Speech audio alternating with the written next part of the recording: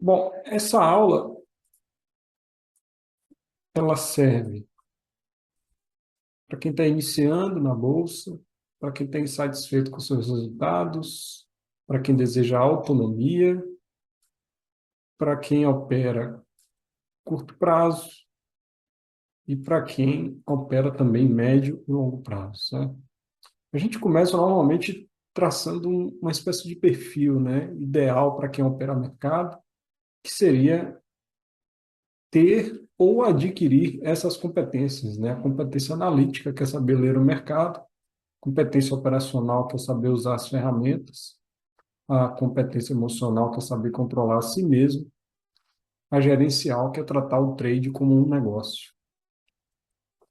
Essas competências se relacionam de uma maneira bem curiosa, né? Cerca de 10% do seu resultado vai ser atrelado à técnica que você aplica, 20% gestão de risco, e 70% do seu resultado será o seu comportamento na frente da tela. Ou seja, não adianta você ter a melhor técnica do mundo, a melhor gestão de risco, e se você não aplicar na frente da tela, infelizmente o resultado não virá. Vamos conversar um pouquinho sobre alguns dados sobre pessoas físicas na Bolsa. Essa é uma única pesquisa que foi feita, infelizmente, já há muitos anos, né, pela Fundação Getúlio Vargas, sobre a atividade de trade.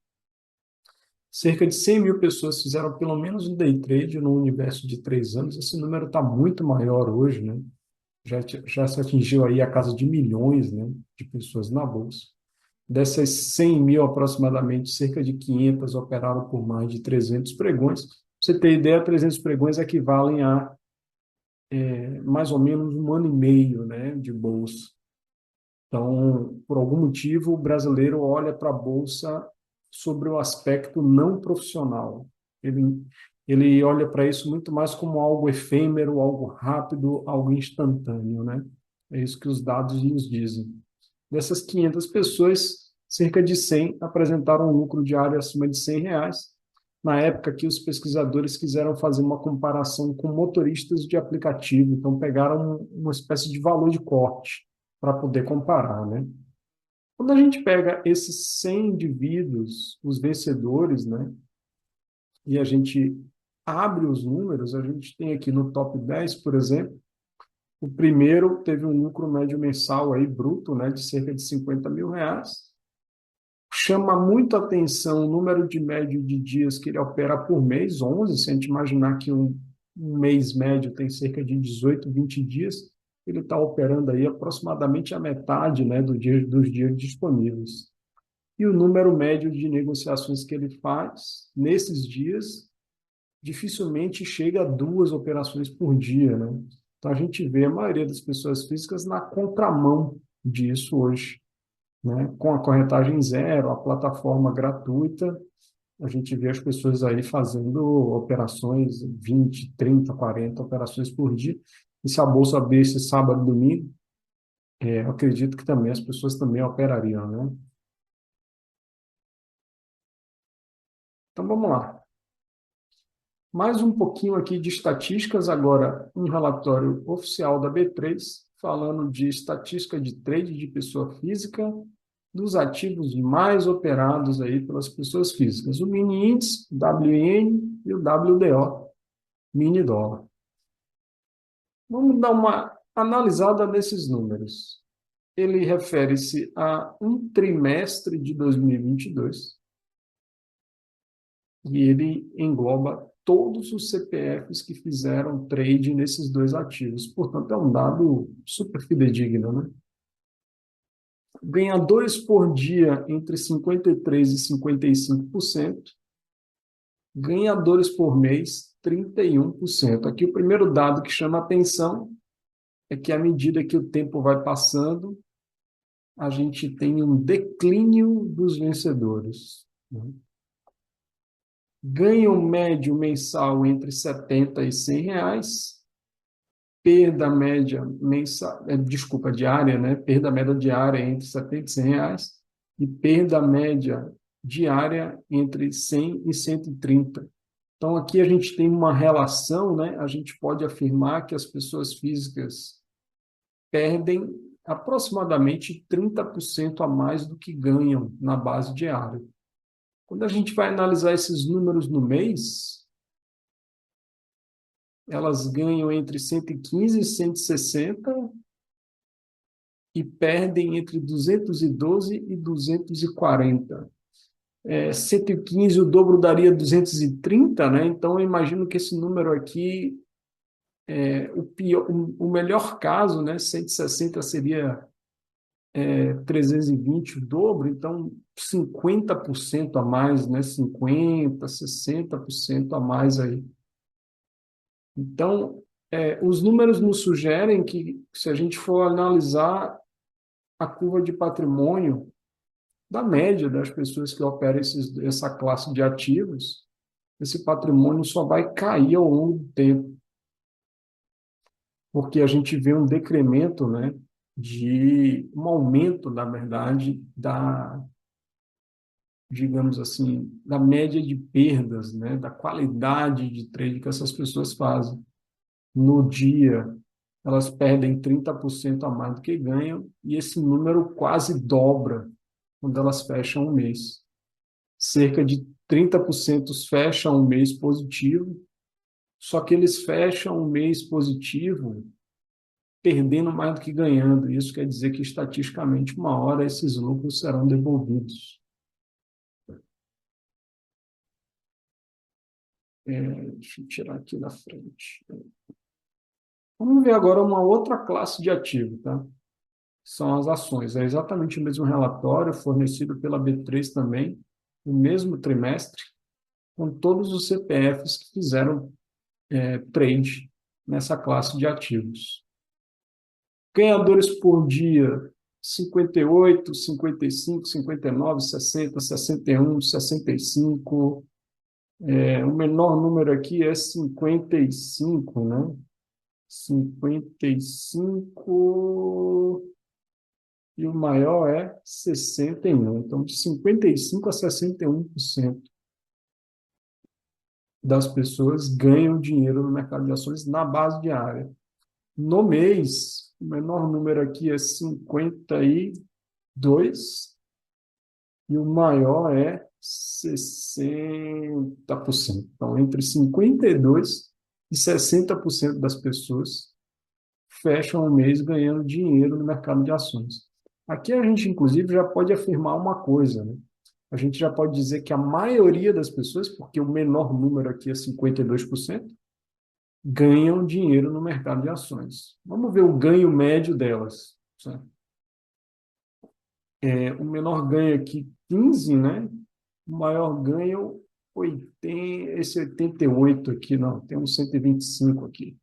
Então, entre 15 e 125 reais. No mês, entre 15 e 160 reais. Vamos dar uma olhadinha na perda agora. A menor perda aqui é 7. A maior perda é 100 reais. Aqui é 7 também, e a maior perda é esse 130. O que chama atenção é a relação entre os ganhos e as perdas. 15 contra 7, 49 contra 43, 87 contra 70, 29 contra 22, 89 contra 70, 23 contra 15. No mês, 100 contra 80, 30 contra 24, 100 contra 80. Você fala, Davi, a pessoa está ganhando, em alguns casos aqui, chega a 2 vezes mais, né? 15 contra 7. Isso não é nenhum suprassumo das galáxias. Não, é que eu estou comparando com a classe de ativos anterior. Então, primeiro que a gente via uma ganhadores por mês abaixo de 50%, portanto, a gente não poderia afirmar que a maioria ganha dinheiro lá, e aqui a gente pode afirmar isso. Certo? E, além do mais, que isso é muito importante, você vai compreender no decorrer dessa aula, elas ganham mais do que perdem na média. Então, esse dado nos sugere que essa classe de ativos, as pessoas físicas se dão melhor nessa classe de ativos. São os dados que estão mostrando isso para nós. Mas, afinal de contas, né, por que a qualidade operacional é tão diferente, né, entre os dois, né? É 30 com o que eu chamo de razão negativa, já a gente já vai ver isso, na base aí de 50%, né, de perda a mais do que os ganhos. E nas ações, metade das pessoas conseguem ganhar dinheiro, em alguns casos, uma relação de 1 para 1,5, né, entre perdas e ganhos, às vezes até 2 para 1, o dobro. Por que isso acontece, né? O primeiro vilão da história, na minha opinião, é a alavancagem. Se operar um mini índice, você precisa aí de cerca de R$ 20.000, né, para operar o valor verdadeiro, digamos assim, desse contrato. Quanto que você precisa para operar? Cerca de R$ 100 na conta. Isso dá uma alavancagem de 200 vezes, né? Ou seja, R$ 100 você opera 20 mil. É quase uma insanidade, né? Se parar para pensar. Para você operar R$ 20.000 de posições no mercado de ações, você precisa ter, na maioria dos casos, alguma coisa de R$ 2.000 na conta. Isso dá uma alavancagem de 10 vezes. Agora, o mais curioso é quando você cruza essa informação com a anterior, né? A gente vê uma alavancagem maior e um resultado pior das pessoas físicas. Uma alavancagem menor e o resultado é melhor. Eu atribuo essa diferença de qualidade, primeiro, que você está dando uma alavancagem muito alta para pessoas que não estão nem no primeiro ano da atividade. A gente viu ali que de 98 mil pessoas, 97.500 pessoas operaram apenas um ano e meio, o que, dentro do aspecto profissional, deveria representar o início da carreira, né, e não o fim. Então, você está dando muita munição para uma pessoa que ainda não está completamente preparada. E o contrário acontece nas ações, né? Você tem uma alavancagem menor, o que teoricamente não te atrai, porque você vai ter menos poder de fogo, digamos assim, né? Em compensação, você consegue durar mais no mercado. Aqueles dados que a gente viu da pesquisa no primeiro slide refere-se apenas a mini contratos, né? Não há uma pesquisa dessa para o mercado de ações, não que eu tenha notícia, né? A segunda variável que eu acho que influencia bastante é o que se chama de RLP, é o Retail Liquidity Provider, que é uma função relativamente recente na bolsa, que te permite, no final da história, né, não quero entrar aqui no aspecto técnico do que é o RLP, mas sim o efeito que ele acarreta no mercado, que é as corretoras te oferecerem, em detrimento da ativação do RLP, a corretagem zero, né? Veja só que paradoxo, né? Uma corretora de valores tem como atividade principal a intermediação de ordens, a corretagem. E ela apenas te diz que, se você ativar isso lá, ela abre mão disso, né? Mas de onde está vindo a grana dessa corretora? Afinal de contas, ela é uma entidade privada que visa lucro, né? Vamos tentar entender um pouquinho, baseado nesse relatório da própria Comissão de Valores Mobiliários, né? Tempo médio de atuação dos intermediários utilizando a oferta RLP. Pode-se observar nos gráficos a seguir que as corretoras que atuaram por meio da oferta RLP ofereceram esse tipo de ordem entre 80% e 90% de todo o pregão. Ou seja, ela está o tempo inteiro te oferecendo esse tipo de ordem, praticamente, né? Mas por que ela gosta tanto de oferecer isso, se isso é justamente o troço que vai tirar o ganha-pão dela, que é a corretagem? Está aqui a resposta. Resultado das operações RLP para cada intermediário. Para o intermediário com melhor resultado, ou seja, intermediário é a nomenclatura oficial que a CVM dá para as corretoras de valores, tá? Para o intermediário com melhor resultado, isso representou um lucro de R$ 1 milhão por dia. Quer dizer, o RLP se tornou uma fonte de receita para as corretoras. Eu até consigo, digamos assim, inferir como que isso funciona, certo? Mas a questão aqui não é essa, a questão é a gente entender que só existem dois ativos na bolsa em que você pode operar com RLP ativado. Adivinha quais são? Mini índice e mini dólar. Exatamente aquela classe de ativos que nos entrega essa qualidade operacional horrorosa para as pessoas físicas. Eu fico me perguntando o quanto de coincidência tem nisso, ou o quanto isso realmente tem alguma conexão, né? Porque deveríamos fazer uma análise um pouco mais profunda para tentar chegar a essa conclusão, né? Mas não é à toa que é exatamente nesses ativos que a qualidade operacional é tão ruim, né? Você já parou para pensar que você já deve ter algum tempo que opera a bolsa, você já deve ter feito pelo menos alguns ajustes na sua tela. Eu não sei exatamente como você opera, então eu vou inferir aqui, tá?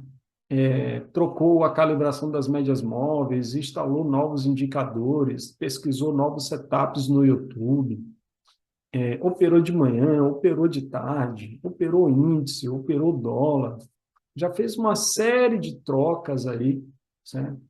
Mas nunca tinha passado pela sua cabeça testar outra classe de ativos. Então, eu gostaria de convidá-lo, certo, a fazer isso.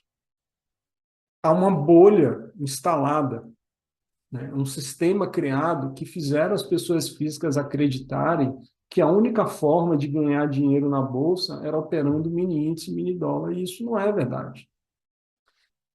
Bom, é bem sugestivo, digamos assim, entender o porquê, né, que eles querem que as pessoas físicas operem apenas esses dois ativos, né? Afinal de contas, é daí que vem, hoje é a receita principal das corretoras, né? O próprio relatório da CVM indica que isso se tornou uma fonte de receita importante para elas, a ponto delas abrirem mão da corretagem. Então, é bem, digamos assim, sugestivo que ela te posicione para ficar operando esses ativos, né? Ou seja, você põe no Google lá, pesquisa um treinamento de trade. É para operar o quê? Mini índice, mini dólar.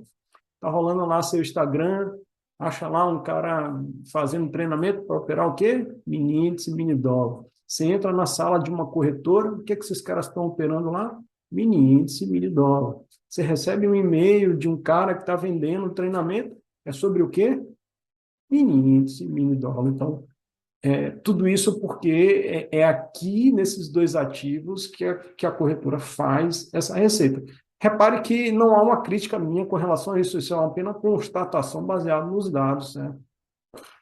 Então, é óbvio que para ela é mais interessante você se manter operando esses ativos do que sair deles, né? Vamos conversar um pouquinho sobre uma outra questão que é muito importante de compreender, que corrobora com tudo isso que a gente está falando, que é o que eu chamo de mito de percentual de acerto. Eu coloquei essa imagem, a imagem aí do jogador de basquete, né? Existe um recorde na NBA, é um recorde da década de 60. Tem um jogador que jogou 8 temporadas consecutivas, 8 anos consecutivos, e a contabilização de arremessos dele versus acertos é na casa dos 90% nessas 8 temporadas. É um recorde que ninguém bateu até hoje, inclusive, sabe? Obviamente, a gente associa o percentual de acerto de arremessos à qualidade técnica do jogador, e faz muito sentido você dizer que esse cara é um excelente jogador de basquete, porque, afinal de contas, o objetivo final de um jogo de basquete é você acertar a cesta, né? Eu vou te explicar rapidamente por que essa lógica não funciona na bolsa, certo? Vamos dizer que o cara tem 90% de acerto no sistema de trade dele, e isso dá uma lucratividade de R$ 1.000. 10% de erro, e ele tem um prejuízo de 2.000. Portanto, ele tem um saldo negativo, né, de R$ 1.000. Pergunta, né? Adiantou o que acertar 90%? Nada. Então, na bolsa, não é que o percentual de acerto não seja importante, só que ele é incompleto para que você consiga avaliar a eficácia de um sistema. Você precisa responder uma segunda pergunta: o quanto de dinheiro você ganha quando você ganha e o quanto de dinheiro você perde quando você perde. Essa relação precisa ser positiva, senão a conta não vai fechar. E é exatamente por isso que hoje, nesse exato momento, nós operamos majoritariamente as ações. Porque é aqui que a gente encontra essa característica. Quer dizer, então, que você não opera mini índice e mini dólar? Olha, eu devo fazer uns 5 trades no mês, alguma coisa do tipo, assim, muito raro. Essa operação diária lá, ela, ao longo dos anos, foi se degradando, né, do ponto de vista de risco-retorno, a ponto da gente passar muitos dias sem operar esses dois ativos. Isso por quê? Porque eu não opero o ativo.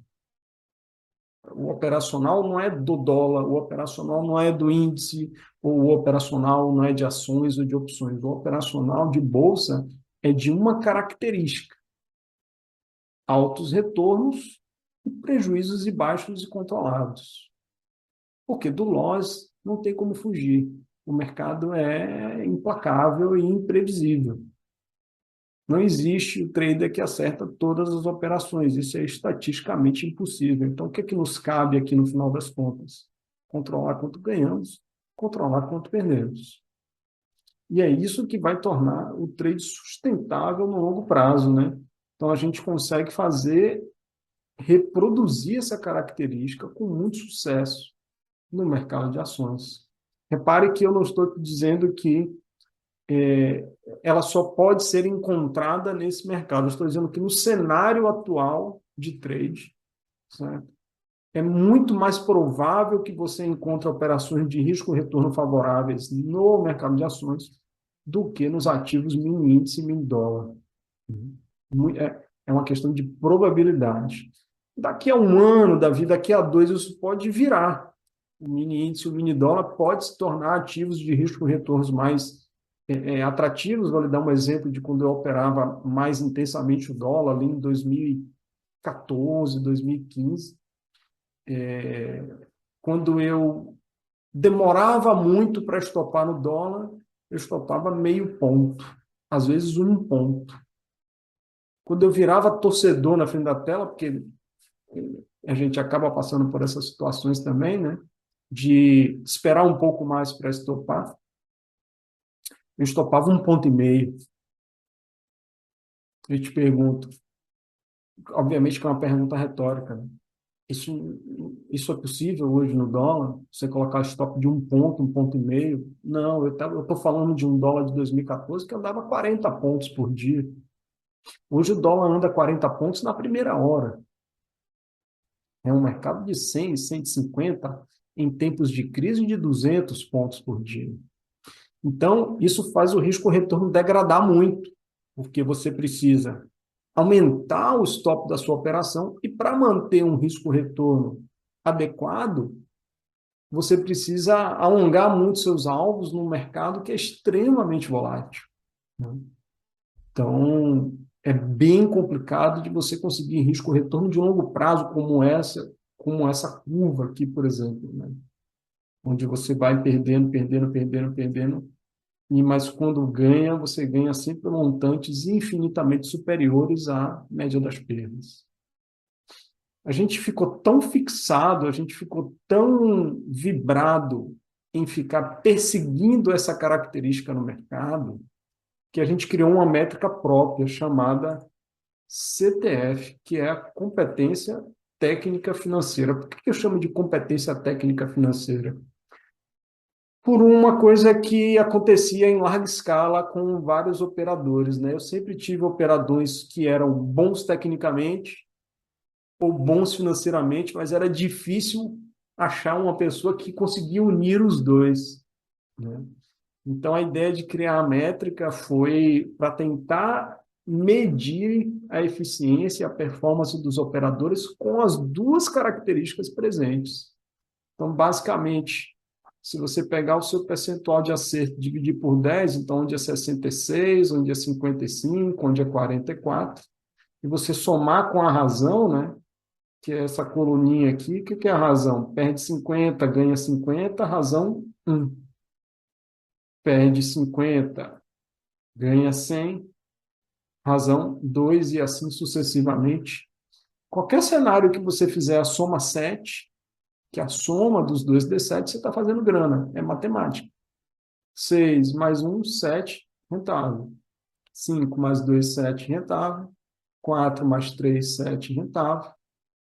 E assim sucessivamente. Portanto, o segredo é focar no conjunto dos dois, né? Os dois são importantes. Você precisa também acertar alguma coisa no mercado.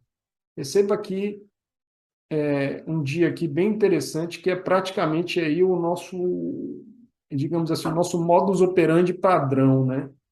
O operador fez 6 operações, errou 5, e a última operação que ele fez teve um lucro 20 vezes maior do que a média dos prejuízos anteriores, e isso fez o dia dele virar verde, fechar o dia positivo. Essa é uma espécie de operacional de resultado padrão nosso. Você abrir meu relatório de performance ou dos operadores que operam aqui, 95% dos dias, nosso relatório, nos dias que saímos vencedores, vai ser dessa forma. Sempre a última barra é aquela que entrega o resultado. Então, aqui para fazer a conta, né, 166 mais 23, CTF 25.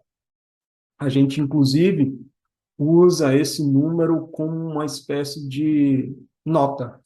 Então, a gente tem muita dificuldade de conversar com pessoas que não são do mercado, como é que foi a atividade de trade no dia, né? A esposa, o primo, o companheiro, o vizinho, né? E aí, como é que foi o dia? Bom, aí você pode chegar agora e dizer, olha, hoje eu tirei 9. Então, a pessoa vai entender rapidamente ali que aquele foi um dia bom de trabalho, né?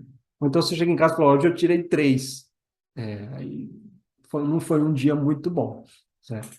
Então a gente costuma usar essa nota como um balizador aí da performance dos operadores. Um relatório um pouco mais abrangente, né? 36% de acerto, com razão 3,45. Repare que esse operador ele estopa na média R$ 13 por operação, ganha R$ 45 quando está certo. Portanto, ele tem uma razão aí de 3,45, somando com 3,60 aqui, dá o famoso CTF 7, a nota 7 do dia, né? Que é o mínimo ali, 6 a 7, para que ele saia lucrativo no dia. Vamos conversar um pouquinho, rapidamente, sobre participantes do mercado, né? O que eu chamo de ecossistema do mercado financeiro. Nós temos uma única bolsa de valores no Brasil, como você deve saber.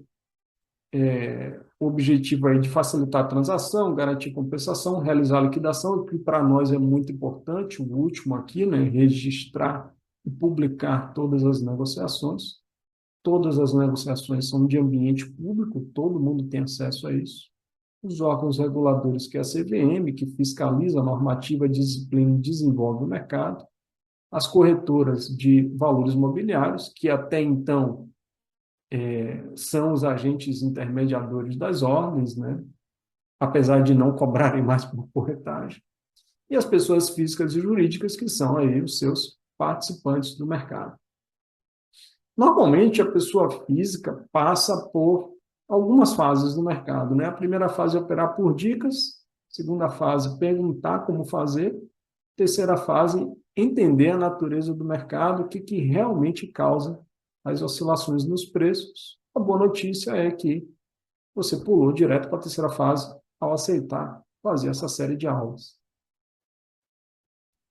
Então, vamos lá entender um pouco o que é que a gente chama aí de relação de causa e efeito, o que realmente causa essas oscilações nos preços, né? Primeira pergunta é, o preço causa preço, né? Você tem aqui um movimento de mercado, o mercado sobe, cai, sobe, quando volta para esse mesmo ponto, em alguns momentos ele volta, em alguns momentos ele rompe. Afinal de contas, o que determina isso, né? Por que isso acontece? Tem hora que para e volta, tem hora que vai. Para isso, a gente precisa entender um pouquinho do conceito de causalidade de mercado.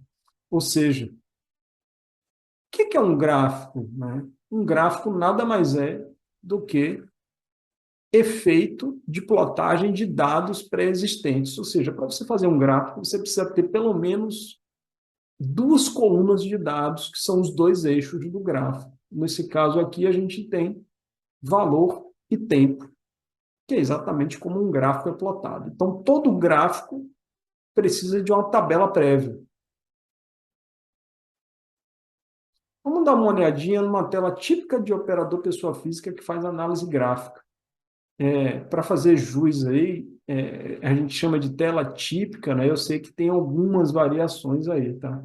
É que eu coloquei lá no Google, escrevi exatamente essa expressão e peguei essa imagem lá. É a primeira imagem que aparece, tá? Então, nós temos velas, indicadores técnicos, aqui ele tem dois, médias móveis, ele tem aqui pelo menos umas três ou quatro. Bastante figura aqui que ele traçou e alguns padrões aqui que a gente consegue encontrar também.